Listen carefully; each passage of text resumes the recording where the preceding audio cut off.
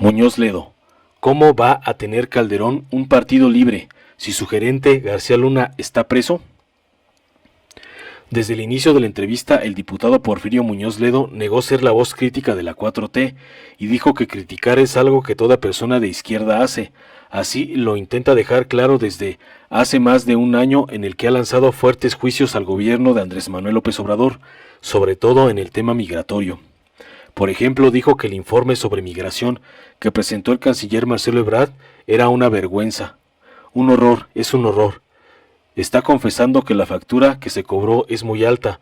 Me parece que es una declaración casi injuriosa para el país que el 74% de la migración bajó, afirmó el experimentado legislador. Pero no solo es ese tema el que ocupa la agenda del diputado Muñoz Ledo.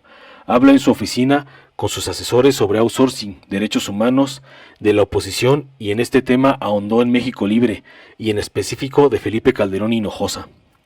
Y otro tema que tiene en primer plano es el de los cuadros de la Cuarta Transformación. En la última reunión del presidente con los diputados, encargó eso y el legislador se dice dispuesto a llevar a cabo esa tarea. Se trata de cuadros políticos para que el proyecto de gobierno trascienda el sexenio y dure al menos 3. Estoy esperando, espero que la corriente de Andrés dure lo que duren los periodos del siglo XX mexicano, 18 años, 3 sexenios. Con eso hay un cambio de régimen. El diputado habló sin embargo, de la izquierda, del Instituto Nacional Electoral INE, de Felipe Calderón y del futuro del gobierno de López Obrador.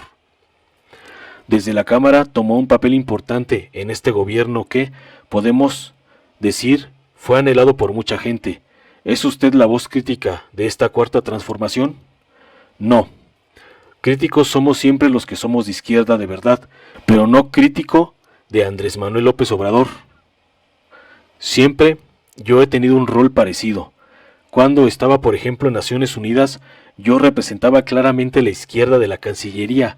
Eso lo sabe todo mundo. Protegí a los árabes, a los africanos. Fui presidente de los 37. Cuando estuve en la Secretaría del Trabajo, admití todas las huelgas. Siempre he tenido esta posición. La conoce perfectamente el presidente López Obrador, y creo que es muy bueno para él, porque por un lado está jalando a hacer la política migratoria de los americanos y no quiere tener ahorita problemas. Quiere seleccionar sus batallas y esa hasta ahorita no la va a dar, pero la doy yo. Pero no es que yo critique a Andrés, todos mis jefes me lo toleraron, me lo permitieron, hasta el canciller, que era un gran jurista. Le convenía mucho que yo tuviera una posición de avanzada. Hace unos días se reunió con el presidente. ¿Cómo lo ve? Bien, muy claro, sereno. Estábamos con los diputados, pero lanzó una idea nueva que ya estoy desarrollando, que es los cuadros para el futuro. Él ya descubrió que estamos trabajando con cuadros del pasado, y esa no es una tarea de la función pública propiamente. ¿Los cuadros del pasado? Los del pasado inmediato. Ahorita el presidente tiene unas tareas administrativas que todavía no habían visto. Yo escribí mucho porque fui coordinador administrativo del gobierno federal y subsecretario de la presidencia. Entonces creo que sí se necesita la formación de cuadros de la 4T. Por ejemplo, Hacienda y Banco de México es propiamente un mundo aparte. Ellos crean sus propios cuadros. Entonces, ¿cuáles deben ser y cuántos los nuevos cuadros de Hacienda? No deben romper con el capital, pero que no sigan con el neoliberalismo, porque se tapa un agujero, pero se destapa otro. El ejército y la armada no son problema, y ellos tienen su propia función. A la diplomacia hay que ponerle un toque, y hay que pensar cómo para no violentar su autonomía. Ahorita es un momento muy bueno para Andrés, y ya está pensando en el futuro. Dijo clarito lo que pasará. Yo no me voy a reelegir, pero mi corriente va a seguir. Está hablando como Lázaro Cárdenas, es decir, que no va a meterse, pero la corriente seguirá. La corriente de Cárdenas continuó por lo menos 2 sexenios. Estoy esperando, espero, que la corriente de Andrés dure lo que dura en los periodos del siglo XX mexicano. 18 años, 3 sexenios, con eso hay un cambio de régimen. Ahora que menciona los cuadros, ¿cuál es su perspectiva de la izquierda en México tras el triunfo de López Obrador?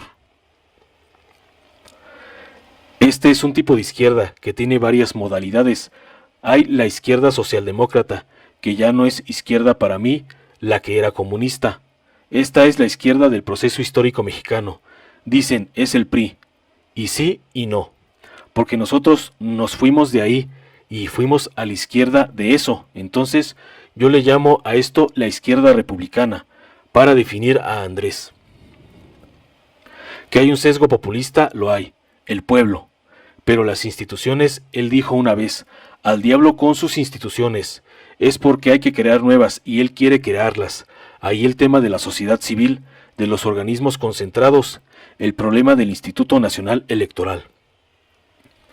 ¿Cómo ve este tema del INE? Está resuelto prácticamente en la ley, pero claro, el presidente del INE, con quien he platicado largamente, no es él, es toda una casta que está defendiendo su salario gracias a un amparo. Eso no lo decidió él. Yo estaba a favor de la controversia constitucional para que de una vez resuelva la Corte el tema de los salarios. Entonces se fijaron los nuevos tabuladores. Matamos 2 pájaros de una pedrada. En lo que respecta a la renovación de consejeros, mujeres mínimo 3. La reforma que ya se aprobó, la de paridad de género, obliga al INE a tenerla. Y cuando tenga la oportunidad, con 3 mujeres se hace la paridad, con 3 se hace la mayoría. Con que tengan 3 ya la hicieron, pero sería mejor la mayoría. Habla de una izquierda que respeta los derechos humanos.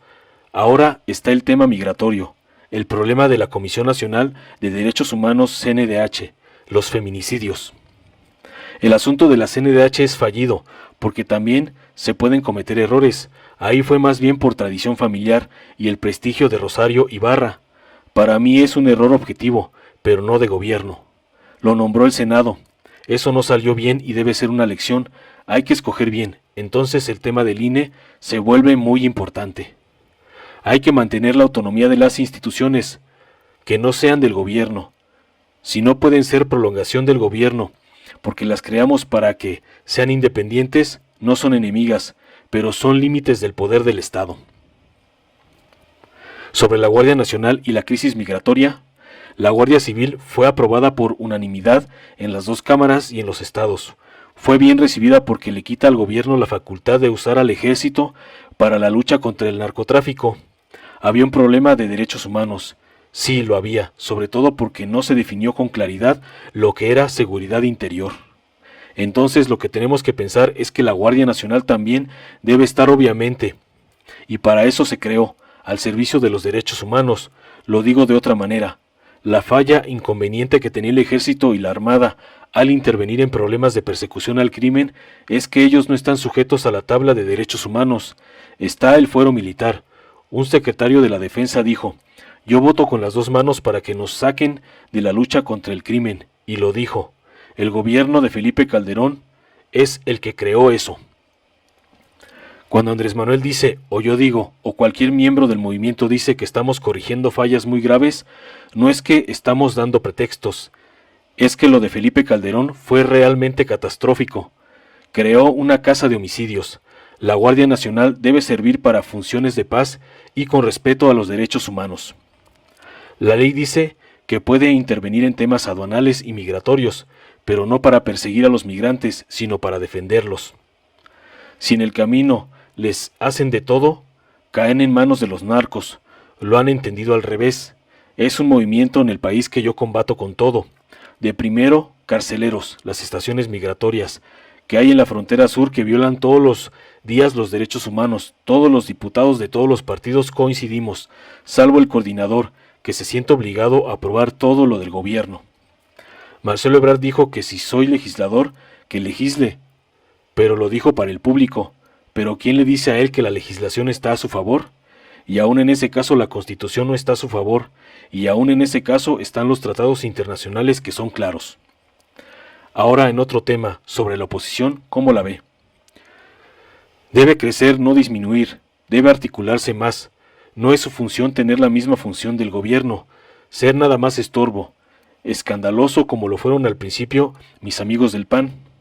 No lleva a ningún lado. Nosotros lo fuimos, pero ellos están en un plan de cooperación, no de sumisión. Han apoyado iniciativas fundamentales, otras no, pero nosotros no tenemos como partido mayoría constitucional ni con los aliados. Ahí es donde entra el consenso y ahí se hacen los acuerdos. Y hablando de oposición, Calderón ahora ya casi tiene su nuevo partido. Es un ridículo, porque le falló además querer ser presidente, que apresaron a Genaro García Luna, que iba a ser el gerente. ¿Cómo va a tener un partido libre cuando el gerente está preso? Eso no tiene ningún futuro. Es una vacilada. Es una mala inversión del dinero que se robó Calderón. Terminó tajantemente. Informó Mr. Politicón. Nos vemos en el siguiente video.